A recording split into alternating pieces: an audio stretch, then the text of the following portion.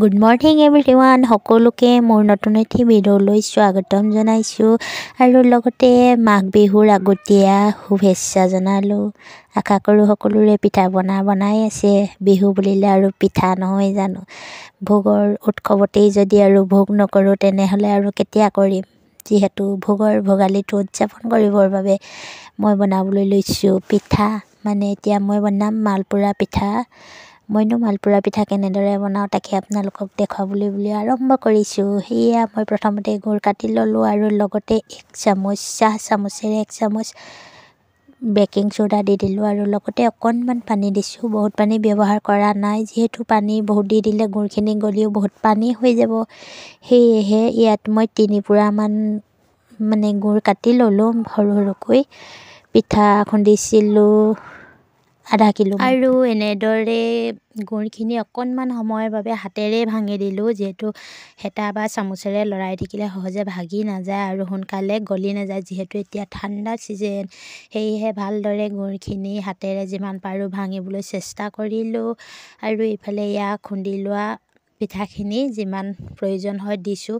মইতো কোনো জোখ অনুসৰি বা 3 পোৱা গুড়ত আধা কিলো চাউল লাগিবই এনেকৈ বুলি নহয়, যিমানটো প্ৰয়োজন হয় মালপোৱা পিঠাটো বনাবলৈ যিমানটো ডাঠ হ'ব লাগে সিমানটো ডাঠ হোৱালৈ পিঠাখিনি দি থাকিম।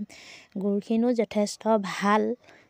কেতিয়াবা আকৌ কিবা চেনি গুড় আহে তেতিয়া অলপ খেৰখেৰীয়া টাইপৰ হয়, কিন্তু এতিয়া এইটো গুড়টো অলপ লিকত আহেহে। এনেদৰে ভালদৰে পিঠাখিনি সানি দিছোঁ, হাতেৰে সানি দিছোঁ। আপোনালোকে আৰু সেইটো ইগন'ৰ কৰিব, কিন্তু কেনেদৰে বনাইছোঁ তাৰ প্ৰতিহে গুৰুত্ব দিব দেই।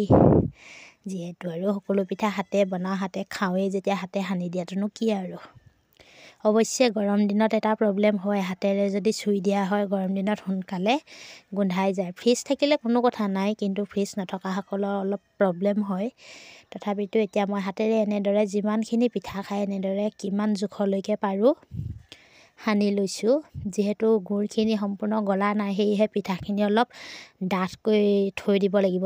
আজিয়ে পিঠাটো পুৰিব পৰা নাযায়, কিয়নো মালপোৰা পিঠাটো পুৰিবৰ বাবে অলপ সময় গেলাই ৰাখিব লাগে। সেয়েহে মই ৰাতি কৰিছোঁ দেই। ভাত পানী খাই আজৰি হৈ লৈ এনেদৰে ৰাতি গুলি থ'ম আৰু নেক্সট পাছদিনা ৰাতিপুৱা পুৰিম।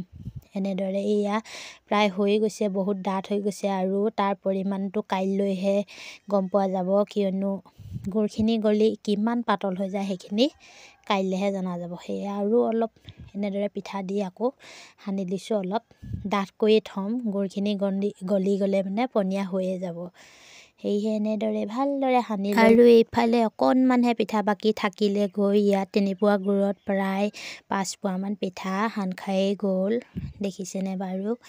আৰু এনেদৰে ৰাতিটো মই ঢাকি ৰাখিলোঁ আৰু হ'ল নেক্সট দিনা। এইফালে জুইতে কেৰাহীখন পাতি লৈছোঁ, যিহেতু বহুত টাইম লাগিব পিঠাখিনি পুৰিবলৈ। আৰু হ'ল পিঠাখিনি। এনেদৰে মই এটা কাপত ভৰাই লৈছোঁ। আধা পুৰিয়েই হ'ল, কিন্তু দেখাবলৈ থাকি গ'ল। এনেদৰে এটা ষ্টীলৰ কাপতে ভালদৰে ভৰাই লৈ কেৰাহীখনত তেলত দিবলৈ খুব সহজ হয়। হেতাখনে যদি দি দিয়া যায় তেতিয়া টুপ টুপকৈ পৰি পেলাই তেলখিনিত বেয়া হৈ যায়। পিঠাটো কাষে কাষে বেলেগ সেই অকণি অকণি টুকুৰা টুকুৰিকৈ পৰাবোৰ ক'লা হৈ দেই পেলাই লাগি যায়। সেয়েহে মই এনেদৰে কাপটোত ভৰাই ভৰাই পিঠা পুৰিলোঁ। খুব সুন্দৰ হৈ গৈছে, দেখিছেনে?